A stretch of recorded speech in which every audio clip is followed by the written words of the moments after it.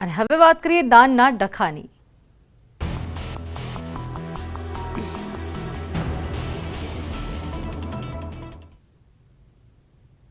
તો પાટીદાર સંસ્થાના બે પ્રમુખો વચ્ચે દાનનો ડખો। બે પાટીદાર અગ્રણીઓના આક્ષેપ પ્રતિ આક્ષેપ છે। નામ લીધા વગર બંને આગેવાનોના સૂચક નિવેદનો સામે આવ્યા છે। તો વિશ્વ ઉમિયાધામ ફાઉન્ડેશનના પ્રમુખ આરપી પટેલના નિવેદન પર બોલ્યા છે ઊંઝા ઉમિયા માતાજી મંદિરના પ્રમુખ બાબુભાઈ પટેલ। તો આરપી પટેલના નિવેદન પર બાબુભાઈનો જવાબ છે દાન અંગે ઊંઝા ઉમિયા મંદિરના પ્રમુખનું સૂચક નિવેદન સામે આવ્યું છે। તો દાતાનો હાથ ઉપર દાન લેનારનો હાથ નીચે હોય છે। નીચેનો હાથ ચોખ્ખો છે કે નહીં તે દાતા જોવે છે। તો જો હાથ ખરડાયેલો હોય તો દાતા બ્રેક મારે છે। દાતાને ખબર હોય છે કે મારા પૈસા ક્યાં જશે। તો પૈસા આડાઅવળા ન વપરાય તે જોતા હોય છે।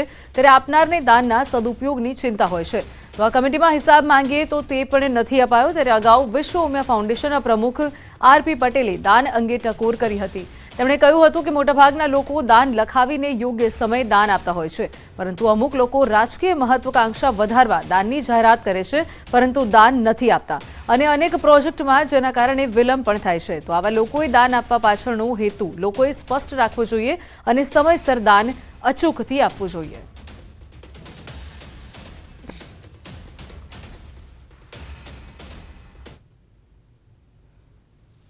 રાજકીય મહત્વાકાંક્ષાઓને લઈને સમાજમાં માન અને આદરથી પોતાનું સ્થાન ઊંચું વધે, કદ વધે એવા એક ઈરાદાથી પણ કેટલાક લોકો સમાજની અંદર આવી સંસ્થાઓમાં દાન જાહેર કરતા હોય છે અને પરિણામે લાંબા સમય સુધી એ દાન આપતા નથી। કારણ એમનો રાજકીય હેતુ સિદ્ધ ન થાય ત્યાં સુધીનું વેઇટિંગ ચાલતું હોય છે અને એવા સંજોગોની અંદર એમના દાનને લઈને જે કોઈ સંસ્થાઓ પોતાનો પ્રોજેક્ટ કરતી હોય ત્યારે ચોક્કસ એની અંદર તકલીફ અનુભવતી હોય છે કે દાતા હંમેશા દાન દેતો હોય છે ને ત્યારે એનો હાથ ઉપર હોય છે અને દાન લેનારનો હાથ નીચે હોય છે। નીચેનો હાથ ચોખ્ખો છે કે નહીં એ દાતા હંમેશા જોતા હોય છે।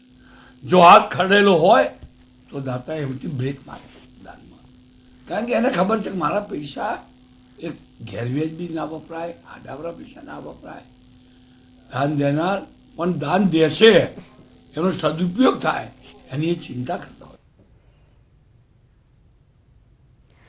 તો દાનના ડખા મુદ્દે બાબુભાઈ પટેલે ન્યૂઝ 18 ગુજરાતી પર કર્યા છે અન્ય ખુલાસાઓ।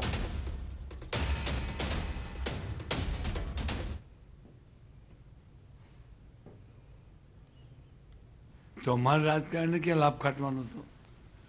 પણ દાતા હોય એ ચોક્કસ દાન દેવું જોઈએ, પણ દાતાઓ પણ જોતા હોય છે કે હું જ્યાં દાન દઉં છું ત્યાં મારો પૈસા પવિત્રતાથી વપરાય છે કે નહીં। ના વપરાતા હોય એને વેમ હોય તો બ્રેક મારે, એમાં કંઈ મોટી વાત નથી। એટલે મારે એમની યાર કંઈ લેવા દેવા નથી। અને રાજકારણના દાતાને કે બધા રાજકારણીઓ કેટલા દાતા હોય છે, દાતા બોલે એટલે આપે જ, પણ જ્યાં આપતા હોય, જ્યાં દાતા દાન કરતા હોય ત્યાં ધ્યાન પણ રાખતા હોય કે પૈસા સારી રીતે વહીવટ થાય છે, વપરાય છે, એટલું જોતા હોય, બાકી કંઈ જોવો નહીં। બ્રેક ત્યારે જ મારતા હોય છે કે નીચે હાથ ચોખ્ખા નથી હોતા। એ જુદી વાત છે, એ દાતાની વાત, દાતાને જોવાનું, મારે તો જોવાનું નથી। તો લાગે છે કે બે સંસ્થા વચ્ચે હજુ પણ ક્યાંક વિરોધાભાસ ચાલે છે, અથવા તો બે સંસ્થા છે એ પાટીદારોની સંસ્થા છે પણ તેમ છતાં પણ અંદર ખાલી અમારી એક જ સંસ્થા, બંનેને કોઈ ક્યાંય મનતુક નથી। અને હવે વાત કરીએ શ્વાનના જીવલેણ હુમલાની।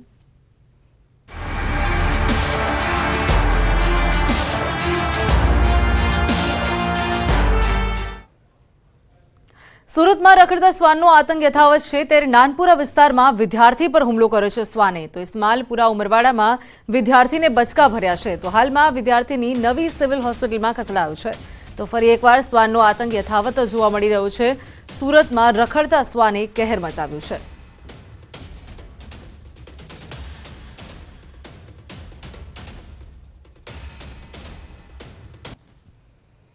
બીજી બાજુ જામનગરમાં રખડતા શ્વાનનો આતંક વધ્યો છે. બાળકો પર શ્વાનના હુમલાની વધુ 2 ઘટના સામે આવી છે. શહેરના વાલકેશ્વરી વિસ્તારમાં 5 વર્ષની બાળકી પર હુમલો કરતા ગંભીર રીતે ઇજાગ્રસ્ત થઈ. તો આ તરફ ધ્રોલ ગામમાં ખેત મજૂર પરિવારની 2 વર્ષની બાળકી પર શ્વાને હુમલો કર્યો હતો, જેમાં તેને ગંભીર ઇજાઓ પહોંચી છે. તો આ બંને ઘટનામાં બાળકીઓ ઘર નજીક રમતી હતી અને તે દરમિયાન શ્વાને હુમલો કર્યો હતો. તો હાલ જીજી હોસ્પિટલમાં બંને ઇજાગ્રસ્ત બાળકીઓની સારવાર ચાલી રહી છે.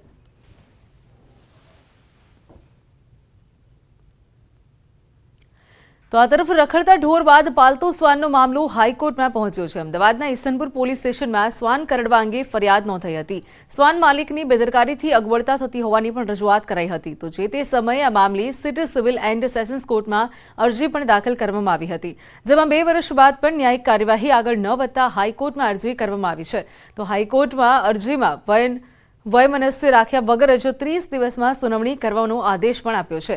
આ સાથે જ મેટરનો મેરિટ પર યોગ્ય રીતે નિકાલ કરવા હાઈકોર્ટે ટ્રાયલ કોર્ટને સૂચન કર્યું. તો ન્યાયમાં વિલંબ એ અન્યાય હોવાની પણ હાઈકોર્ટે ટકોર કરી છે. હાઈકોર્ટે આ અરજી ખૂબ જ ગંભીરતાપૂર્વક લીધી છે.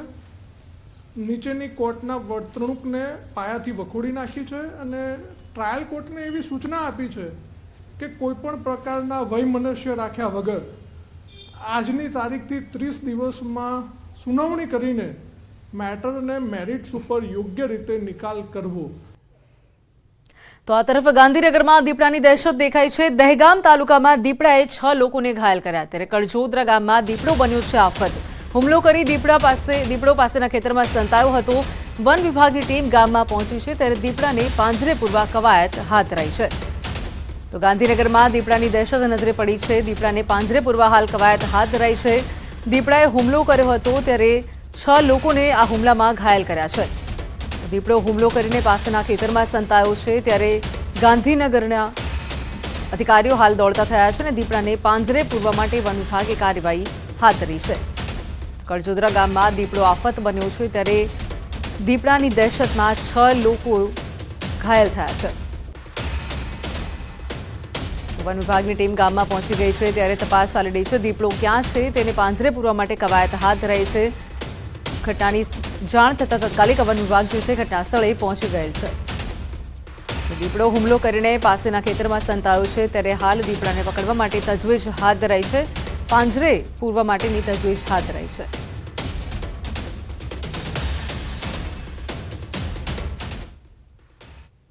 તો આ અંગે વધુ જાણકારી મેળવી અમારા સંવાદદાતા દીપિકા પાસે. દીપિકા જોડાઈ ગયા છે અમારી સાથે. દીપિકા, હાલ દીપડો જે છે તે હુમલો કરીને પાસેના ખેતરમાં ગયો છે, 6 લોકોને ઘાયલ કર્યા છે દીપડાએ. દીપડાની દહેશત ગાંધીનગરમાં જોવા મળી રહી છે, વિગતો શું છે?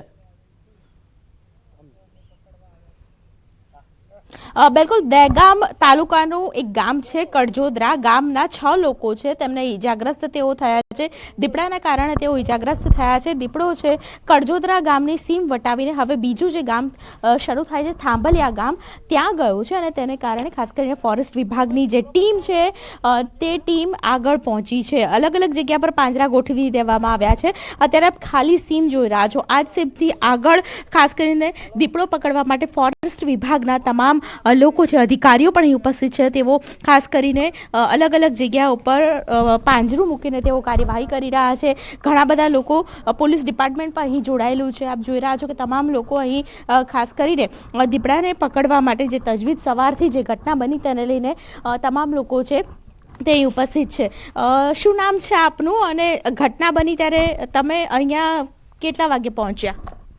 લગભગ ઘટના અમને 9:15 9:30ની આસપાસ અમને જાણ થયેલી અને હું રખિયાલ પોલીસ સ્ટેશનમાં એએસઆઈ વિષ્ણુભાઈ છું. અહીંયા તાત્કાલિક પહોંચી ગયેલા. દીપડાને અમે જાતે જોયેલો છે અને અહીંયાના 4 થી 5 માણસોને ઈજાએ પહોંચાડેલી છે. 4 થી 5 માણસોને ઈજાગ્રસ્ત, મતલબ એમાંથી કોઈ સિવિયર કન્ડિશનમાં છે? નહીં, એ ખબર નથી. ક્રિટિકલ કોઈ છે? ક્રિટિકલ હશે લગભગ, પણ અમને ખબર નથી અત્યારે હાલમાં. અચ્છા, અત્યારે શું પરિસ્થિતિ છે? વિભાગ અહીંના પાછળ છે અને દીપડો લગભગ અહીંથી 5 કિલોમીટર આગળ નીકળી ગયેલો છે. 5 કિલોમીટર આગળ છે. એટલે જો પકડવા માટે કેવી રીતે આપણે કામ કરી રહ્યા છે? ફોરેસ્ટની ટીમ અત્યારે હાલ એમના જોડે બધું પોજરું એવું બધું લઈને સાથે છે, નેટ બેટ બધું લઈને, અને એ બધા લગભગ 10-15 માણસો ફોરેસ્ટ તરફથી આવી ગયા છે. અને એ બધા એમના પાછળ પાછળ ફરે છે ત્યારે હાલ. બિલકુલ. તો 6 લોકો ઇજાગ્રસ્ત થઈ ચૂક્યા છે.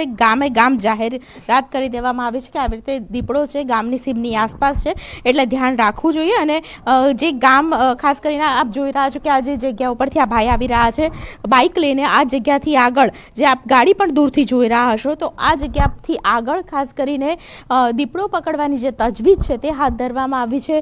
ગામની સીમ વટાવીને દીપડો આગળ જાય અને કોઈને ઇજાગ્રસ્ત ન કરે તે માટે અલગ અલગ જગ્યાઓ પર ખાસ કરીને ટીમ દ્વારા કાર્યવાહી કરવામાં આવી છે. 15 થી 20 લોકો છે અલગ અલગ જગ્યા પર તેમણે પાંજરા ગોઠવી દીધા છે અને દીપડો પકડવા માટે પ્રયત્ન કરી રહ્યા છે. ચોક્કસ દીપિકા, સાથે જ અત્યારે આસપાસ લોકો કોઈ ત્યાં અવેલેબલ છે કે કેમ, કે તમામ લોકોની અંદર હાલ માહોલ કેવો છે? 6 લોકોને દીપડાએ ઘાયલ કર્યા છે, ત્યારે પરિસ્થિતિ કેવી છે હાલ? બિલકુલ. ગામના જે લોકો છે એમાંથી 6 લોકો હતા, કડજોદરા ગામના હતા, અને તેઓ એક વ્યક્તિએ તેમણે દીપડાને જોયો અને પછી અન્ય લોકોને તે બોલાવીને લાવ્યો અને આ પ્રકારની ઘટના બની. તેઓ દીપડાને પકડવા માટે પ્રયત્ન કરી રહ્યા હતા ગામ લોકો, અને તેને કારણે આ મોટી ઘટના અને મોટી હોનારત થવા પામી છે. કાકા, તમે ગામના છો? હા, ગામના છો. જે 6 લોકોને માર્યા, ઇજાગ્રસ્ત થયા, તો તે લોકો કોણ હતા? એ અહીંયા ગામના જ હતા, રહીશું. યુવાનો છે? યુવાનો છે. અચ્છા. તો એ લોકો શું કરવા અહીંયા એમ જ આવ્યા હતા? એ વાત મળી છે કે ભાઈ આજે દીપડો આવ્યો છે એટલે મેં જોવા માટે આવ્યા છે. અચ્છા. અને જોવા માટે આવ્યા ને અચાનક જ આવું? એ જોવા ગયા બરોબર અંદર ખેતરમાં, તો દીપડાએ શું સામનો કર્યો એમના ઉપર, હુમલો કર્યો. કર્યો. એટલે ઘાયલ કર્યા એ લોકો. અત્યારે ક્યાં છે એ બધા? છે એ બે ગામ જેવા કઈ મિશિકા હોસ્પિટલ કે છે ત્યાં આગળ લઈ ગયા છે બધાને. અચ્છા ભાઈ, અહીંયા આવો, નજીક આવો. તમે પણ ગામના રહેવાસી જ છો? ગામના રહેવાસી. અચ્છા. અહીંયા મતલબ તમે જાતે જોયેલું? જાતે બેન જોયેલું 7:30 સવારે 7:30 પાણી વાળતો તારે. ત્યારે વન વિભાગને જાણ કરી દીધી હોત તો વહેલા ના આવી જતા? પણ કારણ કે હું ઘણી બધી પબ્લિક એના પાછળ હતી પણ કોઈના જોડે કોન્ટેક્ટ નંબર નતો. અચ્છા. ડીએફઓનો કોઈ કોન્ટેક્ટ નંબર ના. નહોતો? ફોરેસ્ટ વિભાગને કેવી રીતે જાણ કરી? ડેલિગેટ આવ્યા હતા એમને વન વિભાગને જાહેરાત કરી દે. બરાબર. અચ્છા. અને અત્યારે શું પરિસ્થિતિ છે? આગળ જવાય એવું છે ખરી? આમાં પણ જઈ શકીએ? અત્યારે તો એ બાજુ ના જઈ શકાય કારણ કે હુમલા કરે છે. 7 જણાને તો ઘાયલ કરેલા છે. બિલકુલ. તો દહેગામમાં દહેશત ફેલાઈ ગઈ છે અને 7 જણાને 6 જણાને ઘાયલ કર્યા છે. તમામ અત્યારે હોસ્પિટલાઇઝ છે કે ઘરે લાવી દીધા? મિશિકામાં જ છીએ અત્યારે.